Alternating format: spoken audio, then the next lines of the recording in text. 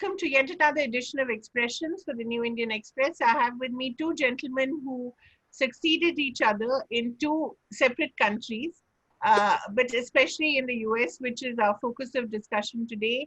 Ambassador Arun Singh was ambassador to the US between 2015 and 2016, so saw the tail end of the Obama administration.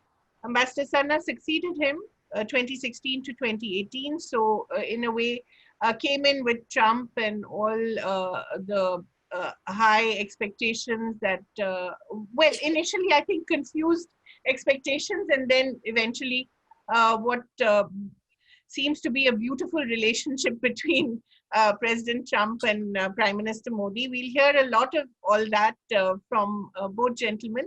May I quickly begin with Ambassador Sanna, because he was most recently there. How do you see the new ticket, Joe Biden and Kamala Harris? How do you see this as impacting the relations between India and the US should they come to power? Well, that's a very large question, Kaveri, and we'll probably have to come and break it up into little things as we go around along in the discussion, because I think that's going to be sort of an overarching umbrella question on whatever we say. But if I can sort of kick off by saying that we must remember that for about 20 years, the India-US relationship has been steadily on the improve graph. And if you can go back to the Clinton days till now, I think it is an upward graph in many ways. And this has been happening no matter whether it's a Democrat administration or it's a Republican administration. And for that matter, even with the changes of government in India, this relationship has been moving up. Right. What has been different are certain, in certain respects, certain nuances, certain emphasis of the relationship. But fortunately, both the Republicans and the Democrats have recognized the strategic logic of a good relationship with India. The importance of India as by and large, an economy which has been on the rise, particularly after our economic reforms began to bite. A country which has a tremendous amount of, highly qualified professionals available for US companies. And, I know there are problems in that, but by and large, that has been a source.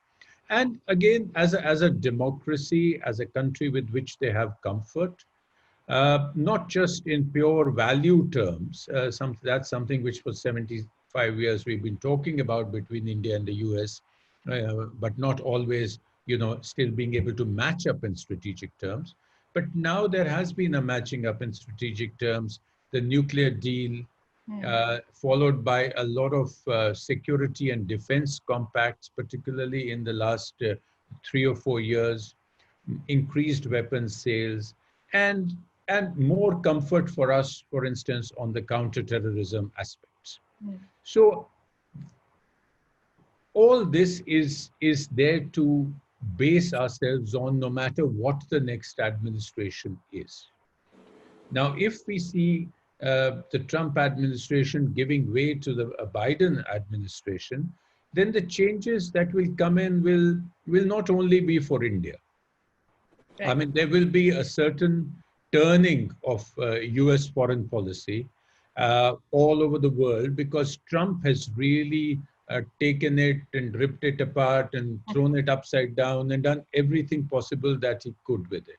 So it will be a change of stance of US foreign policy, looking out, going back into globalization, assuring allies, working with alliances, getting back into multilateral organizations like WHO, UNESCO, into compacts like the Paris Climate Agreement. So all this will change. Now with India, what will happen is that sooner or later, I think we will be able to get the story back. There will be glitches if it is the Biden administration. Everybody's talking about the fact that they are going to be much more demanding, as Democrats tend to be, Yes. on things like human rights and related issues. So to what extent that actually disturbs the strategic logic of the relationship, we'll have to see. But I think that's the challenge before Indian policymakers, Indian diplomats, is to keep the focus on the ball for the incoming administration and tell the India story in the right way, so that we can continue to move upwards. But there will be changes of nuance, and and I don't want to hog the conversation at this time, but happy to come back Sure. after Arun has spoken. Yes. In fact, Ambassador Singh, I wanted to bring you in right at this moment and ask, since you saw the tail end of the Obama administration, will it be more of the Obama view of the world? So in fact, should Biden come up?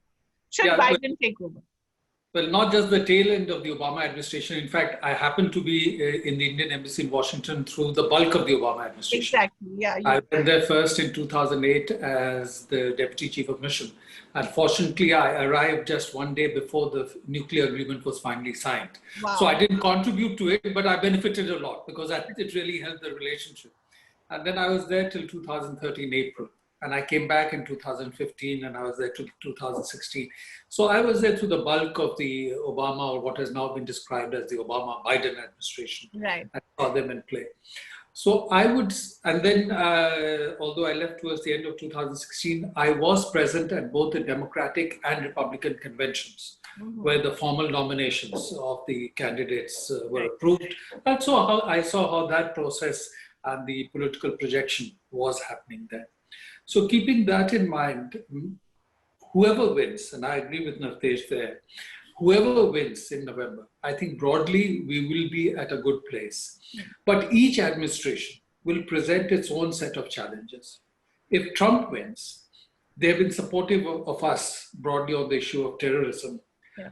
At the same time, they have gone ahead and done an agreement with the Taliban, not fully taking into account India's interests. They have been supportive of us on our security concerns, let's say related to China. They've talked of the Indo-Pacific, building a more cooperative relationship. They have increased levels of technology on offer to India, put India on strategic trade authorization level 1, which is meant for the closest partners. And at the same time, and then also in the context of what happened in Ladakh recently, repeatedly, they have called out what they have said, Chinese assertive and aggressive actions. Right. In eastern Ladakh, and equated that with what China has been doing in South China Sea, East China Sea. So they've taken a clear position. At the same time, they have gone ahead and taken actions against us on trade issues, yes, which which didn't happen during the Obama administration. For example, imposing tariffs on steel and aluminum imports on national security grounds. Now, if we are a strategic partner, how do you cite national security grounds? Or removing GSP benefits for exports from India for certain categories of products. Focusing on the bilateral trade deficit with India. When India, although it has a positive, it has a surplus with the US, is overall a trade deficit country. Yeah. And then the actions they've taken on the H-1B visas, for example, suspending them essentially, with some exceptions, till the end of the year.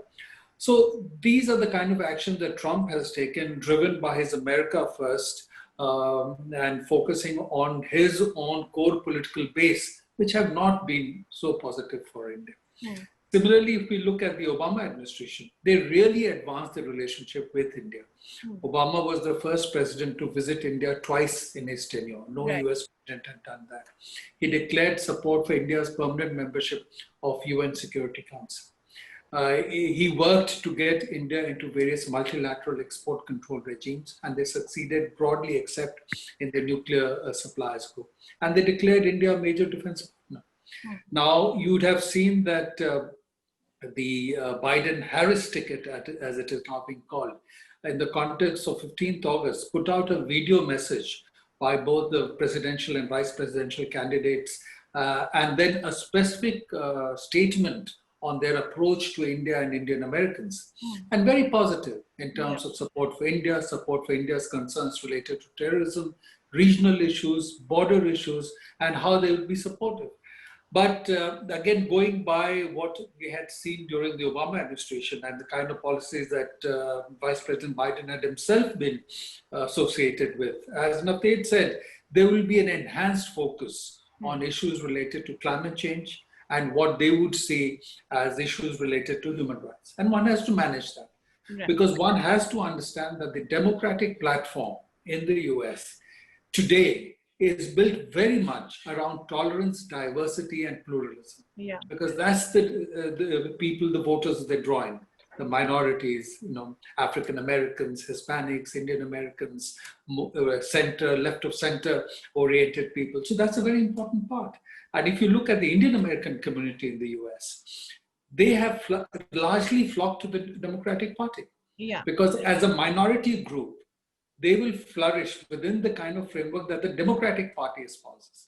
Some have oriented towards the Republican Party, but largely those who've done very well are economically very well off and now worried more about taxes rather than the issue of diversity and inclusion.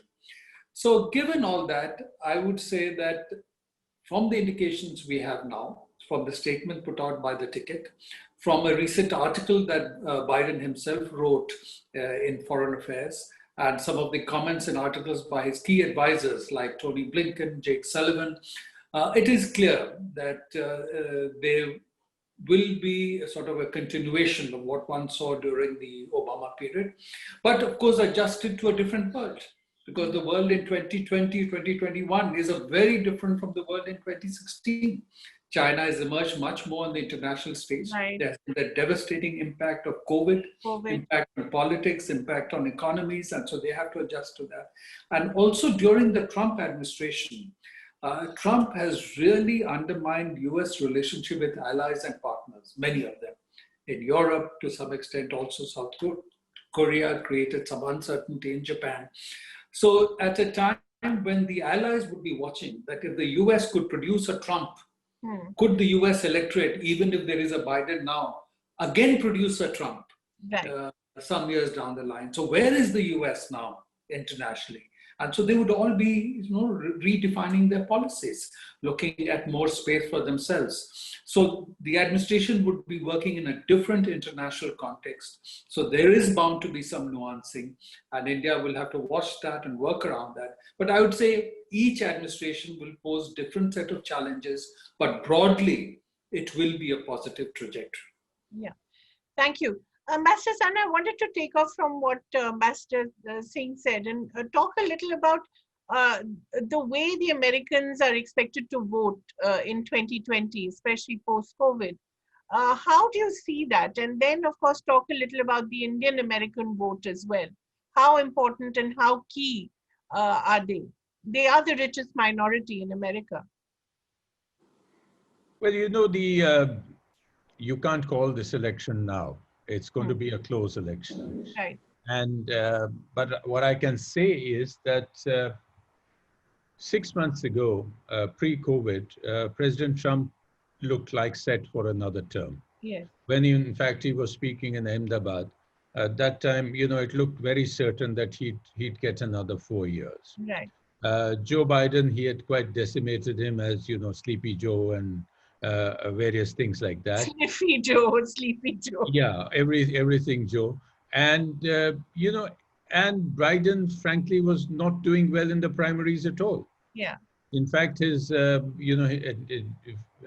first 3 appearances, his campaign was in the ditch, more or less. And then it got saved in South Carolina, primarily by the black voters. Yeah. And so this is an important thing to remember. However, there have been things in the last 5 or 6 months which have hit Trump. One, of course, is his handling of the pandemic. Yeah. We've seen he first thought it will go away by a certain date and all that sort of thing. The way he has, been perceived in the country as favorite, being, taking the Republican states as favorites for facilities, etc. Yeah. So that's been one thing that's gone against him. Secondly, the economy. Yeah. And because that's something which he prided himself on, that look at the stock exchange, look at the economy. The stock exchange may still be doing well, but the economy is not doing well. So, they got the highest number ever have gone into the unemployment zone since the Depression. Right. There's going to be the largest contraction in the US economy in the last 70, 80 years. That's happening.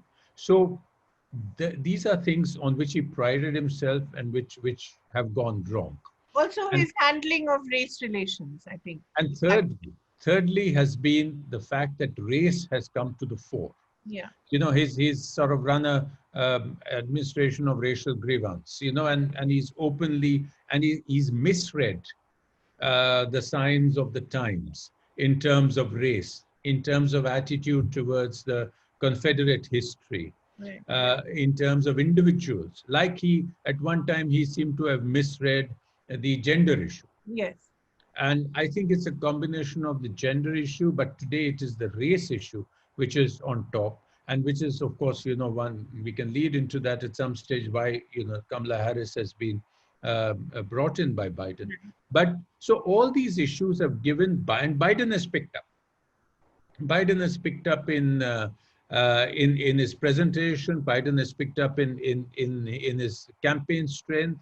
The people who are now joining him, and the broad appeal to a country which is seeing its leadership being mocked and being laughed at all over the world, which has seen its footprint shrinking. I mean, yes, Americans wanted their footprint to shrink even under Obama, that, we really don't want to be in Afghanistan. We really don't want to be in Syria. But here it is shrinking in just not military terms. It is shrinking in moral terms. It is shrinking in leadership terms. So Trump has really, during the COVID thing, not been able to provide what the leader of the free world, as he is called, should be the leadership that he should be providing to the world. So to cut a long story short, the race is going to be close. From what one sees of the ratings and etc. today, Trump is trailing. And Biden should have, but anything can happen from now to then. He's desperately trying. For instance, he's trying for victories. Yeah. He's got this UAE-Israel deal, which he's projecting as a big victory. Who knows what else he will try from now to then. And any sort of snafu on the part of the other ticket can still bring Trump home. Right. Because we must remember that he has a fixed constituency in which he hasn't lost. Right. They are his base. Yeah. And they are the base. They are the people who are anti-global. They are the people who believe in America first, who believe in white America, who believe in evangelical Christianity. So all this put together, that lobby of his is not going away. So Biden really doesn't have too much elbow room, frankly. But given the way the Electoral College works, there is a chance. At the moment, it looks like he might scrape through. Right. As far as the Indian American community is concerned, as Arun mentioned, they've traditionally been Democrat supporters. According to one study last 2016, 77% of the Indian voters voted Democratic. But that may have changed to some extent, because while a lot of them vote Democratic, in recent years, given this huge rallies, for instance, the Houston rally, the Ahmedabad rally, it showed you how many Indian Americans can be pulled out to listen to Trump. And Trump has actually ignored certain aspects in the relationship and gone for strategic convergence. And basically, if you see it on plus or minus terms, in hardcore practical terms, he's actually been good for India. Yeah. Arun listed out the various things that happened. We got the STA-1 status during his thing. The Pacific Command became the Indo-Pacific Command. We've been, increased our military exercises tremendously under him. We've signed agreements, the foundational agreements, as they are so called, which we hadn't done with the earlier regimes, and that gave teeth to what Obama did in his last days, as granting us a major defense partnership status. Yeah. So there is a certain constituency, I believe, in the Indian American community, which because of this would see that Trump is good for India, so maybe we do go Republican. Ambassador This Singh, is yeah, probably the older generation who yeah. also are a little angry, I would say, or a little irritated at the Democrats carping on in what are considered India's internal affairs. Right. So there may be a little shift, but still broadly democratic, and they could play a very important role in some of the battlefield states where they largely reside, many of them. May I bring in Mr. Chawla, who's just joined us? Mr. Chawla, you have a question to Ambassador Singh? But I missed the initial discussion of 25 minutes. The last one, they were speaking about that you were saying it's a close race, then you were talking about how India is going to be a good big factor because Trump is depending more in India. I would like to know for Navtej and Arun both together, that don't you think that vote bank politics, which was the specialty of Indian politics, has also entered America? Ambassador Singh, perhaps you could take that first. Yeah, so I would say that vote bank politics has been there in America always in one way or the other. And it's just that I think there are two dimensions now. One, that there is a core base that is with Trump, and they say almost 35-40% of the electorate. And these are the people broadly in the American middle class who felt that in the last 3 decades of globalization, while the US economy benefited, the elite in the US benefited because the top 1% now generates 40% of the income and 40% of the wealth. They lost out because their wages stagnated, death rates went up, longevity came down, drug addiction went up. So this segment, and this is the segment that Trump tapped into. Because otherwise it was a sense that the East Coast and West Coast elites were talking about globalization, America being exceptional, reaching out all over, but their interests were not being factored in. And this is the kind of base that Trump has held on to. And despite all that has happened, despite whatever has been the impact of COVID, despite the impression of the president being unpredictable, not very savvy in terms of his practices, in terms of his pronouncements, undermining alliances, this base so far has still remained with him. And therefore the battle is for the Democrats to turn out the base and get the independents over to the Democratic side. Similarly, as Prabhu pointed out, I think on the Democratic side, there is a new kind of vote bank politics or voter base that is emerging, which draws upon center, left of center, white segment of the population, the college-educated segment of the population. Because again, in the US, they have found that those who enter colleges, they tend to move more towards the Democratic side, except for those who are very, very rich and looking at taxes. But those who are not college educated tend to be a little more Republican. So that's one segment. And then the minority voters. The Jewish voter. 80% of the Jewish votes have traditionally gone to the Democrats. Now, of course, Trump has shown himself to be a big supporter of Israel. He has now midwifed this agreement between UAE and Israel. So then that will attract a segment of the Jewish vote. But the African-American voter, traditionally also the Hispanic, but this time Trump seems drawing in some of the Hispanic votes and the Indian-American voter. So over time, the minority voter is gradually moving towards the Democratic side because that's where they feel that there is a framework for diversity and inclusion where they can get their aspirations met. Because if you look at the US Congress, for example, today we have 5 congressmen and senators of Indian origin. Right. And they're all Democrats. Right. None of them are Republican. Yeah. So that's a dimension that one has to keep in mind. And we have to see how it plays out in the modern context. Right.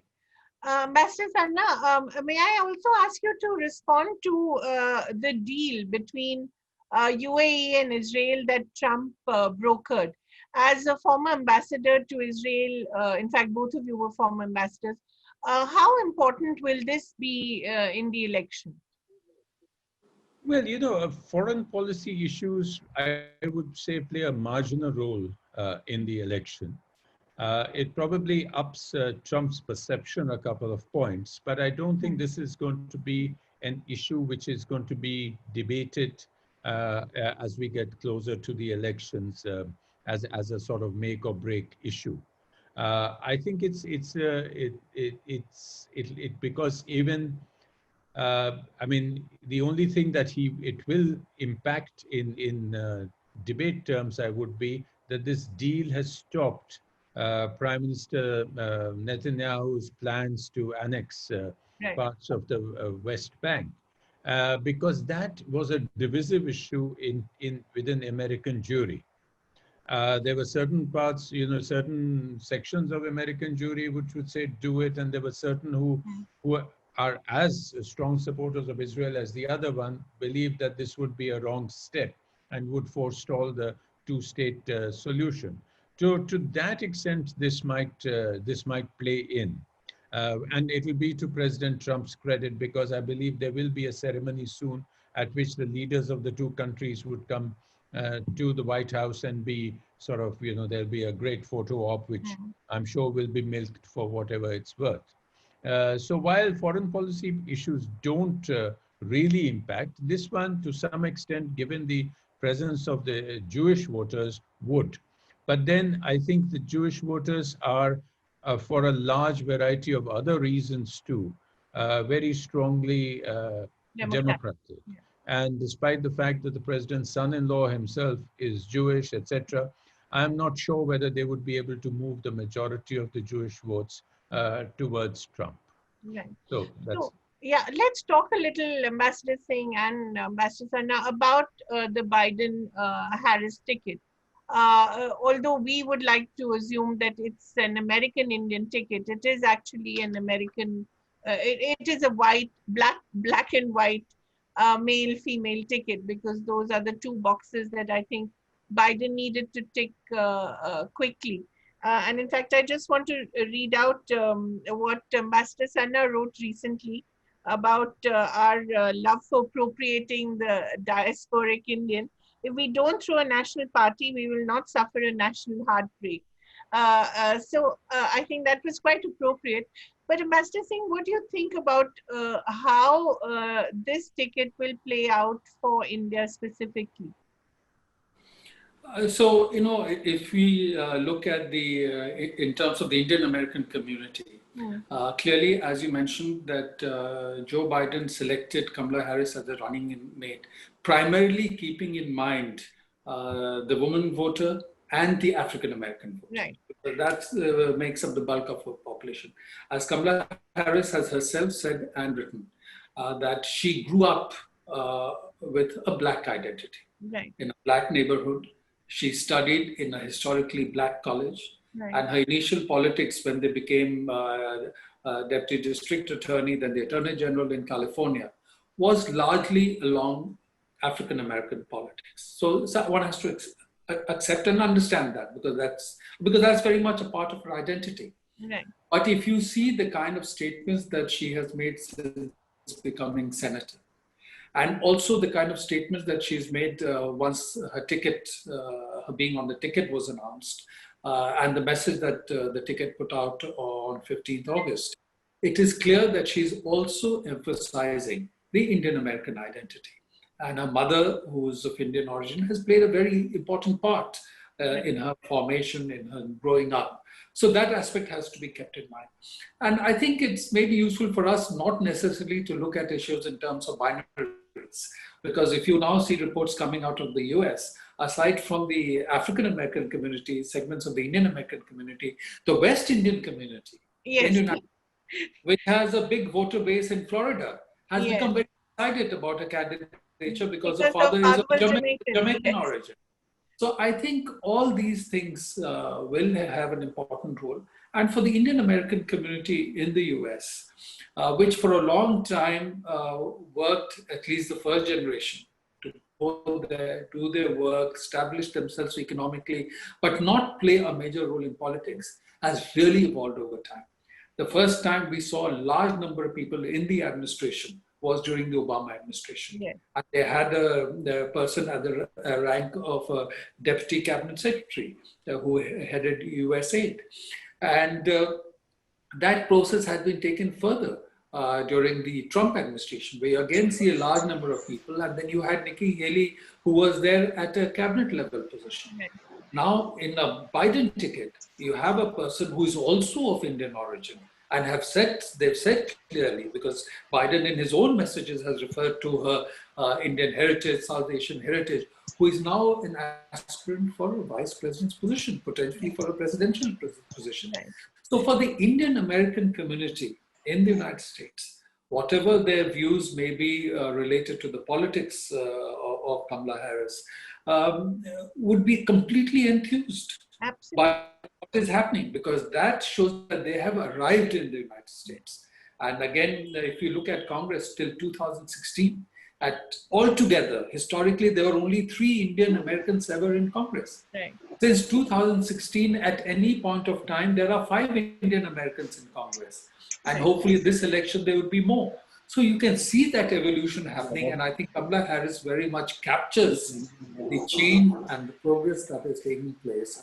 And one must recognize that and celebrate that and build on it, because there is the interest, of course, of India, but there is also the interest of the Indian diaspora in the United States that one must factor. Right. Ambassador Sanna, that is significant because she is clearly now going to be the Democratic front runner for presidential elections in 2024. Quite clearly, she will be Biden's successor, even if the Biden-Harris ticket were to not win. That would be a tremendous achievement. So how do you see her being on the ticket for the Indian American community and for India? Well, I agree with most of what Arun has said. Perhaps there's a difference of nuance, because I believe that I think it's very clear why she's on the ticket. She's on the ticket because she's perceived as Black. Right. She's on the ticket because she projects herself as Black.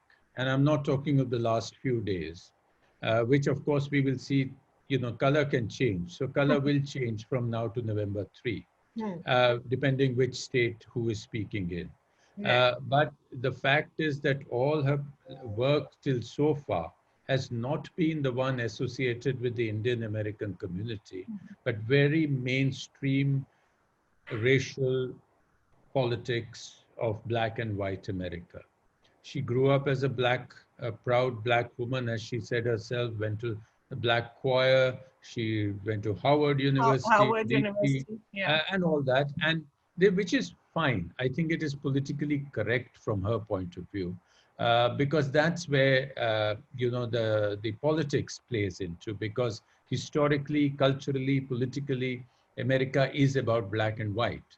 So when the race fight is really on, the race debate is really on, the main counterpoint of white is Black.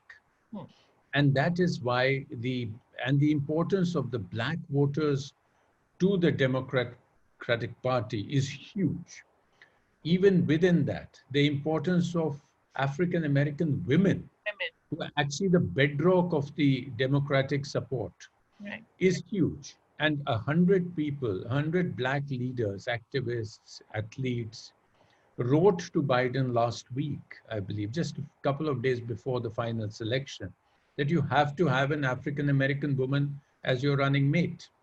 So he had shortlisted, I think, 10 or 11 people. His teams went through them. He personally interviewed 5 Black women, who projected themselves as Black. They didn't project themselves as Indian American or West Indian. So I would say that is the heart of the matter. On top of that, there are other pickings. You can pick on the Indian American vote. You can pick on the West Indian vote. Because then you can say she's a woman of color. A woman of color is broader than saying an African American or a Black. So yes, you can take advantage. And all this is par for the course. This is real politics. And anybody in her position or in Biden's position who's in for a presidential ticket would definitely play that. As far as the Indian Americans are concerned, I think, of course, they will be celebrating. There will be, in some ways, this is a sort of validation of the Indian American community's success, and so on. They will, however, I mean, my point in all this has simply been one. Hmm. She will, if she wins, or the Biden ticket wins, and she is vice president, because of who she is, she will have a very influential voice on the India file. Right. And when she has that, you have to see what are the positions she's going to take on India. Right. And she is a solid, almost middle of the road, bit to the left, mainstream Democrat with Democrat positions. Will that And, not irritate India, Ambassador Sarna? this is the point I'm saying, that she will not move from those positions. Right. So she will take India at its merits, our policies at their merits, according to her point of view. Right. And we should take her at her merits. Right. Not because her mother was Indian, not because she likes idlis, but doesn't know how to make them. She went walking with her grandfather on the Madras beach. All that is nice. It's a nice story. But when people sit at the vice president level, they will take positions on the basis of what they believe and what their party believes and what their party position is. You might get a little segue. It will give us a little advantage. Some rich Indians will fund her definitely. They might be able to open some doors for us. We might have a conversation, icebreaker about India if somebody goes to meet her. But then let us be prepared for her real positions. And we must take these on their merits. We must take these in our stride. We must take these into our calculation, because she is American. She is American. Yeah, Ambassador Singh, what about Mr. Trump, President Trump's statement, as he likes to always say, I have more of this and I have more of that. He says he has more Indian Americans than Kamala Harris, and better Indian Americans, whatever that means. Do you see a possibility of Pence being replaced by Nikki Haley, or he's too comfortable with him? No, I don't see any possibility of that. But I think basically, one, of course, President Trump, as you know, has been very provocative in various messages that he puts out. But I interpret this message more that as a signal that the Indian American vote matters. Yes. And he's trying to make sure that portion of the Indian American vote that he had attracted towards himself and towards the Republican Party is not siphoned off because of Kamala Harris being on the ticket. In fact, as Navtej mentioned, President Trump had gone to the Houston rally. And for the President of the United States, this was the first time that he went to a rally held in honor of a visiting foreign leader in the United States. And then he spoke there, and not only did he speak, he stayed on for the hour so that the Indian Prime Minister spoke. It was very unusual. And that itself was a signal that the Indian American vote was important to him. Because in certain states, he was hoping that perhaps that will bring about some change. Or the Indian American funding for his campaign was important. Because even in 2016, when there was a lot of resistance to his candidature, in fact, when I was at the Republican convention, many Republicans were, complaining quietly that they were unfortunately nominating the one candidate who could lose to a Hillary Clinton. But they were happy that the Democrats were going to nominate the one candidate that could lose to a Donald Trump. And so given that, at that time, he was not getting much support. But even then, one section of the Indian American community came forward to support Donald Trump and raise funds for him. And according to some reports, they had raised a significant amount of money for him. So much so that, if I remember right, on 16th October 2016, he went and addressed an Indian American rally in New Jersey. Yes. So the Indian American vote, Indian American funding is important. And I think that's the reason why he came to India in February, in the last year of his term, and went to this event in Ahmedabad. So this is more just a signal to say that, okay, you have Kamala Harris, who is in a sense also of Indian origin. It has enthused very, very significantly segments of the Indian American community. Because if you see the comments that are there, not just in the social media, and if you look at the funding, in the first 48 hours of her nomination, the ticket raised $48 million. Right. It was twice as much as Joe Biden had raised in all of 2019. Right. So her candidature has enthused the Democratic supporters, the Democratic fundraisers, the Indian Americans also. And so and therefore, I think Trump's effort was try to see if he could puncture some holes in this. Yeah. And that was all that it was about. He's actually, if I can just come in on that point, he's actually gone a step further. You know, the Trump campaign has formed 4 sort of ginger groups. Today you have Indian voices for Trump, Hindu voices for Trump, Sikh voices for Trump, and Muslim voices for Trump. And these are all within the Indian American community. Right. So you know, they are going to be addressing, working on different aspects of the community. So he does have his support in the Indian American community. May I just ask each of you a last question? Have we achieved finally a sort of de-hyphenation from Pakistan in the eyes of America? Ambassador Sanna?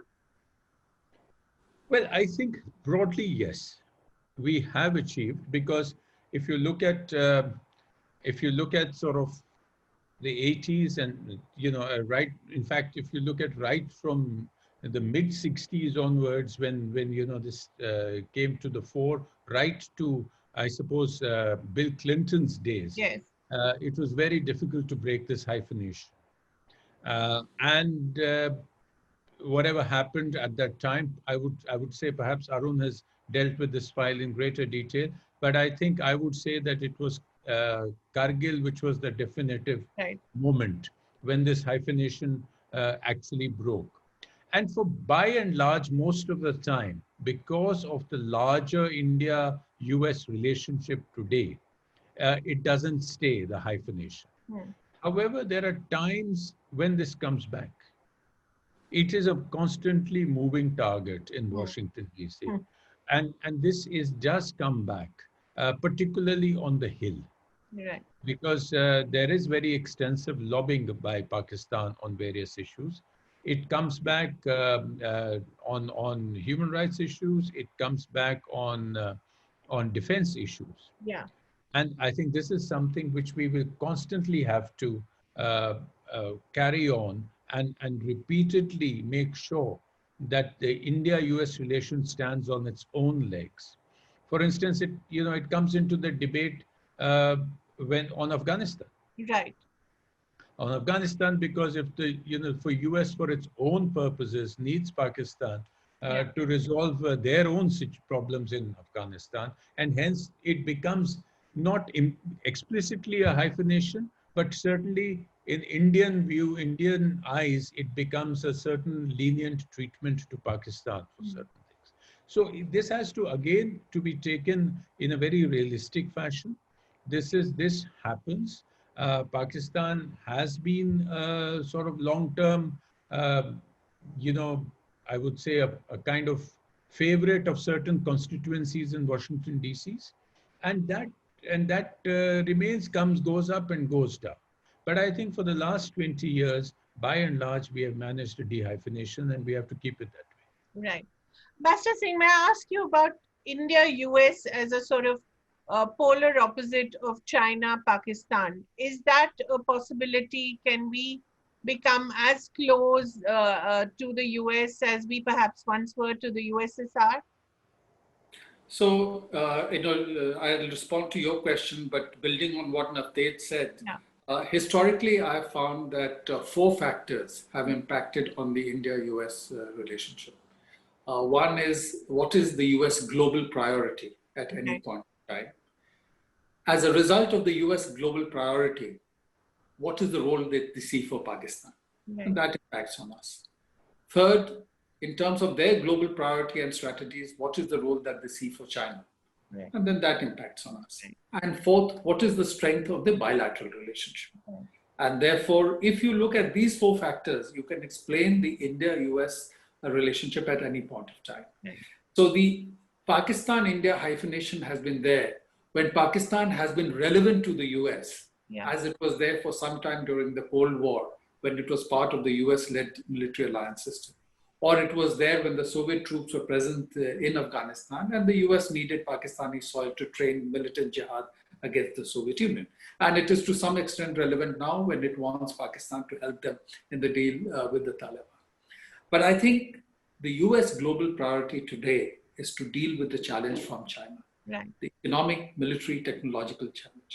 And therefore, they see the India relationship beyond the strength in the bilateral relationship and the opportunities for economic, technological, and military cooperation at the bilateral level. They see the India relationship also very much in the context of the challenge that they're facing from China. As a result of this, and because of this prism that they're looking the relationship through, the India-Pakistan hyphenation will not be emphasized, and that will vanish for a while. And now, given their focus on China, I think clearly there's much more space today for the India-US relationship. And that's the reason why we discussed, as we discussed earlier, the Pacific Command has been renamed the Indo-Pacific Command.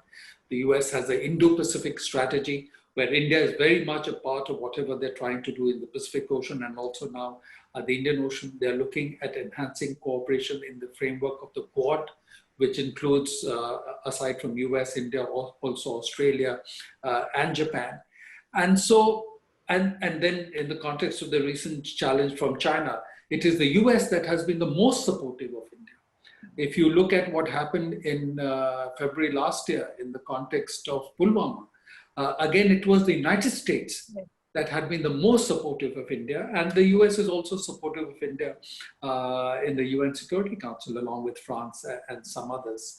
So given that, I think there will inevitably be increasing cooperation between India and the US.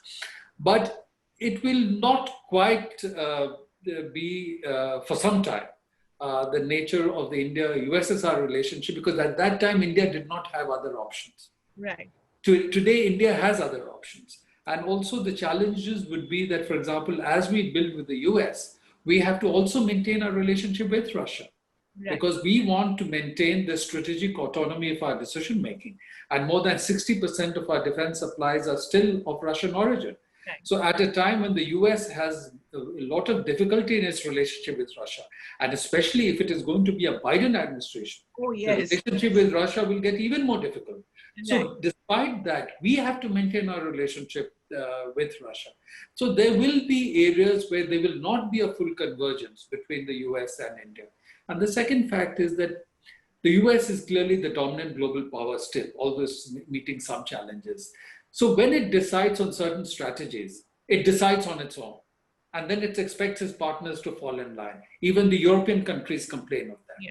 Now, certainly India doesn't want to be in a position that once US takes a decision, automatically you line up behind the US. Yeah. You cannot do that, because there'll be opposition in India and it may not meet your interests. Yeah. So I would feel that I think for sustaining the India-US relationship, it is important that we build on different dimensions of the partnership, but maintain the autonomy of our decision-making. And both should understand, both countries, that there will be convergence in many areas. We should work together where there's convergence, but we should both allow space for differences and divergence and not allow that to disrupt the relationship. It is only within that framework that we will be able to advance step by step.